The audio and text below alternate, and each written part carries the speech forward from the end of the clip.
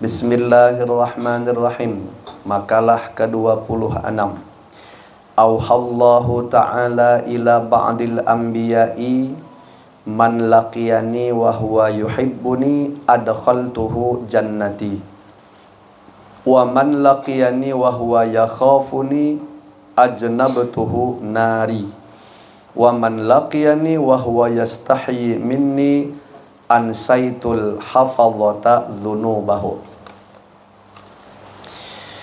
Allah subhanahu wa ta'ala telah memberikan wahyu kepada sebahagian para nabi sebagai berikut wahyunya itu.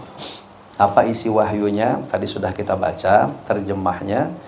Barang siapa menemui aku, ya, maksudnya di sini disebutkan dengan maut atau kematian. Siapa yang meninggal gitu ya. Sedang dia mencintaiku, artinya hatinya itu dipenuhi rasa cinta kepada Allah Ta'ala, maka aku masukkan dia ke dalam surgaku. Nah, ini apa? Garansi, jaminan dari Allah Ta'ala. Artinya kita kalau meninggal dalam keadaan hati kita itu dipenuhi dengan rasa cinta kepada Allah Subhanahu wa Ta'ala, maka Allah akan memasukkan kita ke dalam surganya. Dan barang siapa menemuiku sementara dia takut olehku, ya, takut kepada Allah maksudnya, jadi meninggal dalam kondisi hati dipenuhi rasa takut, ya, takut siksaan Allah, takut kemurkaan Allah. Ini lebih diliputi rasa takut, karena memang Allah Subhanahu wa Ta'ala itu memberikan rasa di dalam hati hamba itu beda-beda, ya. Artinya kadang-kadang hamba ini diliputi rasa cinta kepada Allah. Namun terkadang di saat yang lain atau hamba yang lain, Allah isi hatinya itu takut aja bawaannya kepada Allah. Nah, siapa yang menemuiku sementara dia takut olehku atau kepadaku, maka ku jauhkan dia dari api nerakaku. Nah, ini sebenarnya masuk surga juga. Nah, dan barang siapa menemuiku sementara dia merasa malu kepadaku, ya, ini ada yang lagi diliputi hamba nih malu aja bawaannya kepada Allah. Itu biasanya rasa malu tuh karena Allah menampakkan dalam pandangan hati makhluk tuh dia diliputi oleh nikmat. Dan nikmat ini biasanya kalau kita sadar bahwa kita tidak mampu memenuhi hak nikmat tuh, yaitu mensyukuri, itu biasanya kita diliputi rasa malu. Ya, nah, kita nih misalnya digambarkan oleh Allah tenggelam dalam lautan nikmat. Apa yang kita pandang tuh nikmat Allah tuh. Nah, coba aja renungkan. Allah ngasih sehat, ngasih rumah, ngasih pekerjaan, ngasih keluarga, nah semuanya. Sementara kan setiap namanya nikmat itu nuntut disuruh kita bersyukur, dan kita menyadari bahwa kita tidak mampu memenuhi tuntutan itu. Yang terjadi apa? Malu kita. Ya, malu kepada Allah. Jadi seakan-akan tuh udahlah bejibun nikmat yang turun kepada kita, yang terliput di kita, tapi kita tidak mampu mensyukuri itu, tidak mampu memenuhi hak Allah Subhanahu wa Ta'ala, sehingga timbul rasa malu aja bawaannya, ya. Nah, ada memang hamba-hamba Allah yang diliputi rasa sedemikian itu. Dia meninggal dalam kondisi seperti itu, maka kata Allah, aku lupakan malaikat hafadzah, malaikat pencatat amal tuh, terhadap dosa-dosanya. Jadi malaikat itu seperti catatan tuh hilang, ya. Allah bersihkan buku catatan itu menjadi bersih, sehingga dosa-dosa itu tidak terlihat. Nah, itu berkat apa tadi? Rasa malu kepada Allah Ta'ala. Kalau yang di atas tadi kan dalam kondisi mencintai, ini juga hampir mirip. Dia diliputi oleh Allah dengan berbagai macam jenis kenikmatan, sehingga senang dia, ya, senang hatinya. Tapi dia ini mampu untuk memenuhi tuntutan syukur itu. Semakin dia berhimmat mensyukuri Allah. Kenapa? Karena Allah ini baik. Karena watak manusia ini biasanya siapa yang menyadari ada orang baik kepada kita, kita mesti cinta.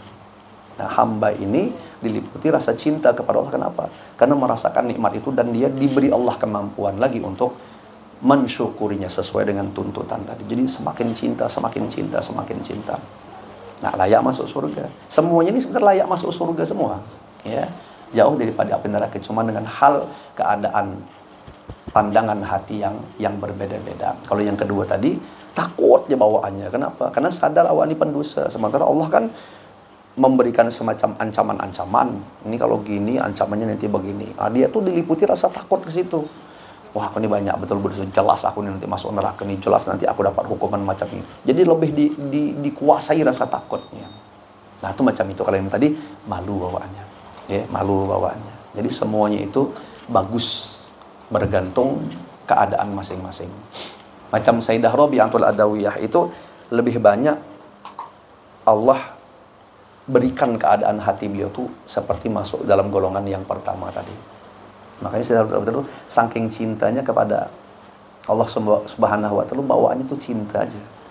Cinta aja kebanyakan, ya. Nah, sehingga tidak sempat lagi mau mencintai makhluk. Makanya kan ketika Sayyidina Hasanul Basri melamar beliau macam tidak ada rasa lagi. Kalau mau apa dari tubuh aku ini, maunya apa, mau mata, diambilkan beliau mata nih. Nah, tahan beliau. Kenapa? Karena kalau sudah hati itu sudah macam tidak ada lagi ruang, karena hanya terisi cinta kepada Allah Subhanahu wa taala. Nah, kira-kira seperti itu. Kalau kita nih masih tidak jelas gitu maksudnya. Masuk kelompok pertama tadi masih belum maksimal. Masuk kelompok kedua nih, maksudnya sekarang kan kita kan ini kisahnya tadi kan kalau meninggal nih. Nah, cuman haliah keadaan kita sekarang nih itu tadi saya katakan masih tidak jelas. Kadang bisa mencinta sama Allah Ta'ala. Lain waktu kita bisa takut, timbul. Lain waktu kita bisa malu. Masih bisa keluar kayak gitu aja sudah luar biasa bagusnya. Yang parah tuh sudah ada cinta, tidak takut, tidak tahu malu pula. Nah, model kita tuh betul. Nah, ini baru kayak cocok sama kita. Cintanya banyak berbual, ngaku cuman takutnya macam itu juga, dan tidak tahu malu lagi kita. Ya, di sini kita menuntut apa ya? Menyadari gitu, nah maksudnya keadaan hal kita tuh seperti itu. Kemudian keterangan, maksud aku lupakan malaikat hafadzah terhadap dosa-dosanya ialah Allah menyuruh malaikat hafadzah untuk tidak menulis dosa orang itu sebagai karunia dari Allah Ta'ala. Berarti Allah sudah mengampuni dia berdahulu, ya, jadi tidak dicatat. Dan Allah juga sebenarnya sangat mudah untuk menghapusnya, ya, tanpa perlu ada perintah untuk dicatat. Catat Allah hilangkan pun nyaman sekali. Nah, itulah kalau kita diliputi rasa malu kepada Allah Subhanahu wa taala. Allah mudah bikin yang sedemikian tuh. Tinggal dirasa-rasakan aja. Kira-kira kita masuk bahagian hamba yang mana dari 3 golongan ini tadi. Intinya semuanya bagus, ya. Makalah ke-27, An Abdullah bin Mas'ud radhiyallahu anhu, addi maftaradallahu alaika, addi maftaradallahu alaika, takun a'badan nasi, wajtanib maharimallahi, takun azhadan nasi, warda bima qasamallahu lak, takun agnan nasi.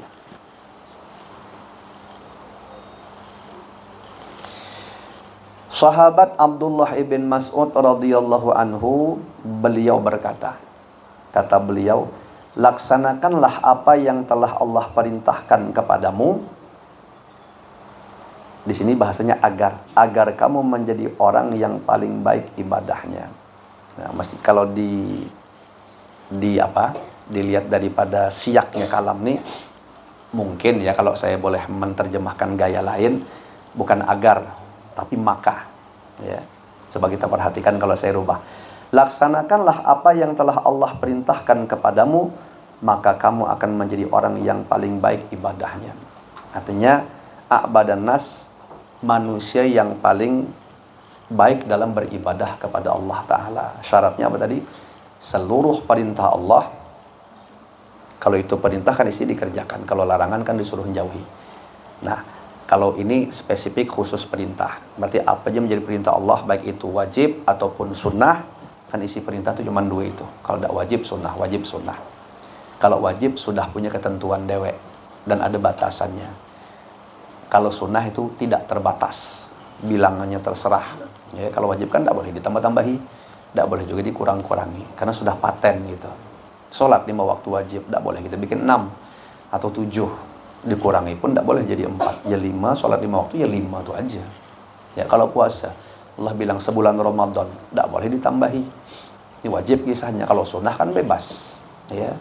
Nah, kalau kita betul-betul melakukan perintah Allah ini tadi, maka kita menjadi a'badan nas. Kalau diterjemahkan dengan bahasa di sini, paling baik ibadahnya, hamba yang paling baik beribadah kepada Allah Ta'ala. Dan, nah sekarang baru arah kelarangan. Dan jauhilah apa yang telah dilarang Allah. Tentu kamu akan menjadi orang yang paling zuhud. Artinya maka kamu akan menjadi orang yang paling zuhud. Nah ini kan biasanya memang larangan ini sangat cocok sama hawa nafsu. Makanya bawaannya tuh nak nerjang. Kita baca tes. Larangan Allah isinya 2 juga. Kalau tidak makruh masih haram. Itu larangan tuh. Cek aja. Kalau tidak makruh mesti haram. Kalau haram mirip seperti wajib tadi. Udah berbatas. Ya. Nah kalau makruh itu biasa sifatnya lebih luas. Hampir mirip perbandingannya kayak sunnah tadi itu. Nah kalau kita betul-betul mampu, diberi Allah kemampuan untuk menjauhi seluruh yang dilarang Allah, baik tadi yang isinya makruh atau isinya haram, kita masih menjadi hamba yang zuhud. Nah, yang zuhud ini kan pengertiannya mirip-mirip sama wara. Kalau wara itu biasanya menjauhkan diri dari yang haram. Kalau zuhud ini biasanya mengarah kepada menjauhkan diri daripada yang mubah. Jadi kalau zuhud itu lebih tinggi tingkatannya daripada wara. Karena yang wara ini syubhat haram jauh. Bolehlah kita arahkan kepada yang makruh, urusan zuhud. Tapi mubah pun dia masuk. Jadi sifatnya itu berlebihan. Ya. Kita sadari ini perkara boleh nih. Nah, contohnya HP lah. Kan boleh hukumnya kita punya HP. Tapi kalau sampai HP ini menjadikan kita lalai, tertinggal perkara yang wajib, atau terterjang perkara yang haram, maka jelas hukumnya itu akan berubah, ya. Kita tidak zuhud namanya. Tapi kalau kita tinggalnya, kalau bermain HP ini masih banyak nih yang kewajiban bisa tertinggal. Jangankan yang wajib, yang sunnah bisa tertinggal lagi. Kan ingat rumusan beberapa waktu yang lalu, kata ulama kita, kalau kita tuh gara-gara keasikan bermain mubah tertinggal perkara sunnah, sial namanya. Tapi kalau kita bermain perkara mubah tertinggal perkara wajib, mal'un namanya, dikutuk. Nah, coba kita rasakan. Ternyata kita bermain perkara mubah ini tidak sampai meninggalkan kewajiban, tidak sampai juga tertinggal perkara sunnah. Nah, zuhud dia berarti. Ya, tidur. Mubah kan hukumnya. Tapi banyak orang tuh tidurnya kebablasan yang sehingga meninggalkan kewajiban. Berarti dia tidak zuhud. Tapi kalau seandainya tidur dia bisa diukurnya, dengan tidur itu perkara wajib tetap bisa dikerjakan, perkara sunnah bisa dikerjakan, nah berarti dia zuhud. Berarti dia ngambil tidur tuh sebatas kebutuhan dia cuman. Yang kira-kira berlebih ditinggalkannya. Nah, nyamannya arah zuhud tuh begitu. Karena kan sudah pernah dibahas bahwa zuhud itu ta'arifnya kata Guru Bah itu lebih daripada 20 atau 21 ta'arif definisi ulama.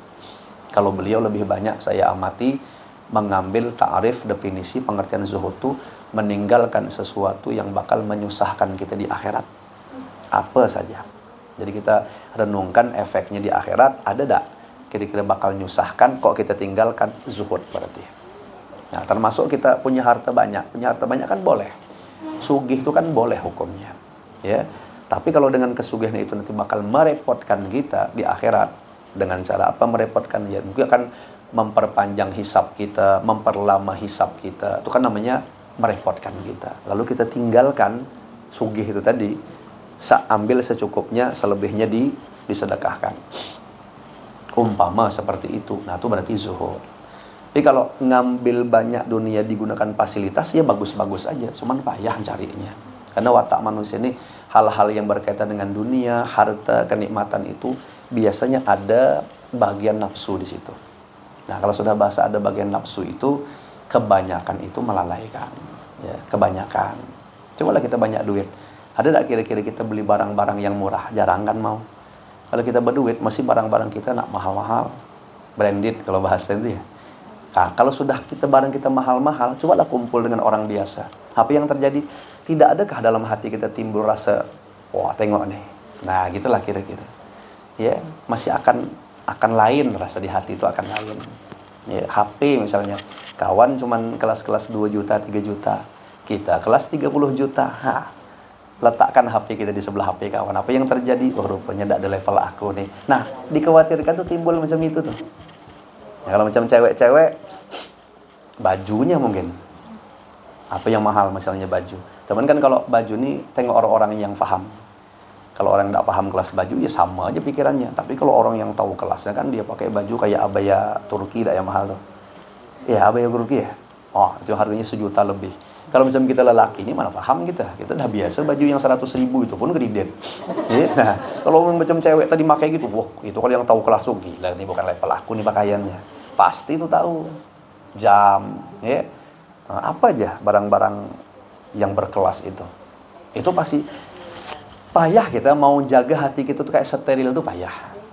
Ya, apalagi kalau kumpul sama orang-orang, pasti nak nampak nian bahwa kita di. Nah, coba kalau kita kelasnya kelas biasa sama dengan orang bahkan di bawahnya, apa yang nak dibanggakan gitu? Tidak ada kan? Nah disitulah justru lebih selamat. Sehingga peluang untuk bisa nyombong, peluang untuk bisa merasa lebih daripada orang tuh hilang dengan kezuhudan. Padahal bukan dia tidak mampu, dia sangat mampu, tapi memang ditekannya hawa nafsunya untuk tidak seperti itu. Itulah yang dijaga oleh ulama-ulama yang zuhud itu. Jadi sebenarnya dunia itu kalau mau kita nikmati boleh, namanya dunia hak pula. Cuman syaratnya tadi mampu tak kita mensterilkan kondisi hati kita. Nah, kebanyakan ulama itu lebih memilih menghindar. Kenapa? Karena ulama ini biasa jadi panutan. Ulama ini biasa jadi muqtadabih. Beliau mampu, macam mana pengikutnya. Pengikutnya ini, mohon maaf lahir batin, kebanyakan orang bodoh. Yang dia lihat cuman dohirnya. Tidak ada mampu dia macam mana cara ulama itu mensterilkan kondisi hatinya. Sehingga yang terjadi adalah kebanyakan murid jamaah itu memperhatikan panutannya, karena kayak gitu berarti bagus. Kesannya mesti seperti itu. Padahal memang bagus ketika sudah mampu mensterilkan kondisi hati. Ketika tidak ada mampu, pasti rusak. Jelas pasti rusaknya sudah. Ya. Mudah-mudahan antuna bisa memahami apa yang saya maksudkan tadi. Ya. Nah, kenapa? Ya karena semua tuh ujungnya balik ke dalam. Ya, balik ke dalam. Jadi saking payahnya mengolah hati itu lebih bagus dihindari. Rasulullah tuh bukan tidak mampu sugih, sedangkan mafatihus samawati wal ardu ada di dalam genggaman beliau. Perbendaharaan kekayaan langit dan bumi ini kalau mau melebihi Nabi Sulaiman pasti bisa. Tapi kenapa beliau memilih pola hidup sederhana, bahkan dalam doanya pun mintanya miskin? Karena sadar umat lebih banyak miskin. Dan dengan beliau menggunakan seperti itu, tasliyah jadinya, hiburan di hati umat yang memang rata-rata ekonominya menengah ke bawah. Supaya kita jangan berkeluh kesah. Seakan kalau kita bilang aku ini miskin, makan payah. Oh, lebih payah Rasulullah makannya. Karena beliau pernah 3 hari 3 malam tidak makan. Baju beliau lusuh. Ya, sangat sederhana baju beliau. Rumahnya jelas sangat sederhana. Tengoklah di Facebook tuh atau di YouTube kan ada kan gambaran rumah Rasulullah tuh. Betapa sederhana. Kalau kita baca kitab Syama'il Muhammadiyah pun sederhana keadaan beliau. Dari pelepah kurma dan lain sebagainya. Itu artinya sangat sampai Sayyidina Umar bin Khattab tuh ketika mengunjungi Rasulullah kan nangis. Melihat keadaan Rasulullah tuh bangun tidur, becap-cap badan beliau tuh bekas tikar tuh. Ya, artinya bukan spring bed yang ada di dalam tuh. Yang ada di situ kalau salah yang terlihat cuman kantong air ya, begantung, sangat sederhana nian. Sehingga Sayyidina Umar tuh merasa Rasulullah ini pada Sayyidul Anbiya wal Mursalin, pangkatnya paling tinggi, tidak kayak Kaisar, tidak kayak Kisra yang hidupnya itu penuh dengan kemewahan, tapi ini sangat sederhana. Tapi Rasulullah sudah menggambarkan, kita hidup di dunia kayak persinggahan aja. Jadi tidak perlu dia nak iya istilahnya gitu. Yang penting asal ibarat makan bisa menegakkan punggung, sudah kuat beribadah, ibarat pakai yang cukup lah untuk menutup aurat. Bismillah. Nah, seakan-akan hiburannya begitu. Nah, coba kalau Rasulullah hidupnya seperti kaisar, hidupnya seperti Kisra, makanan penuh, rumah mewah macam istana, berikut dengan pengawal. Nah, kita yang susah nih apa rasa hati kita? Lebih sedih jadinya. Ya, tapi kalau dengan begitu kan jadinya lapang hati kita. Nah, seakan-akan gitu tuh. Kemudian makalah yang ke-27 sudah tadi. Kemudian dan relakan, nah yang ketiga poinnya, relakanlah hatimu dengan sesuatu yang selalu Allah bagikan untukmu. Artinya apa yang Allah tetapkan untuk kita berupa pemberian-pemberian, utamanya urusan rezeki atau duit. Nah, seberapa aja Allah ngasih jatah rezeki ke kita, kita disuruh merelakan, ridho maksudnya itu. Nah, kalau memang benar sedemikian kondisi hati kita, pokoknya apa ya Allah tetapkan untuk aku nih bahagian dunia ini, aku ridho, rela. Taulah kita orang lebih banyak, kita lebih sedikit dalam semua sisi, ya. Nah, niscaya engkau menjadi orang yang paling kaya. Memang orang paling kaya itu kan ghina itu letaknya fil qalb, di dalam hati. Zahirnya itu harta, duit, apalagi misalnya apalah yang menjadi penopang daripada dunia itu zahirnya. Tapi kayanya, rasa kaya itu adanya di hati sebenarnya. Makanya banyak orang-orang yang zahirnya itu sangat sederhana, tapi hatinya Allah bikin kaya sehingga dia cukup, tidak ada berkeluh kesah. Tapi berapa banyak contoh terbalik, orang yang zahirnya diliputi dengan kemewahan, duit banyak, penghasilan banyak, tapi sayangnya hatinya miskin. Lalu timbullah rasa selalu tidak cukup, kurang aja. Padahal sudah berjibun nih, ya. Nah, jadi dan itu tetap tidak akan menimbulkan ketenangan. Tapi kalau Allah bikin kaya, walaupun zahirnya itu sedikit, dia masih tenang. Nah, itu tadi yang kalau kita merenungi dengan yang Allah berikan ini cukup sebenarnya untuk modal pengabdian kepada Allah. Asal diberi lebih itu malu kita. Kenapa? Yang ada nih sudah kita tidak ada beres, mewujudkan rasa syukur tuh, apalagi berlebih. Nah, lebih malu lagi kita kepada Allah Subhanahu wa taala. Dan ternyata begitulah memang keadaan kita. Kalau bangsa tidak ada rasa malu, bawaannya kurang terus, tidak tahu lagi kita nyambatinya. Artinya lebih tidak tahu bersyukur lagi, maksudnya begitu, ya. Nah, kemudian makalah ke-28, wallahu alam bissawab. Kita cukupkan, mudah-mudahan yang kita kaji seada-adanya ini dijadikan oleh Allah taala menjadi ilmu nafi', manfaat berkah dunia akhirat untuk kita semua. Amin ya rabbal alamin.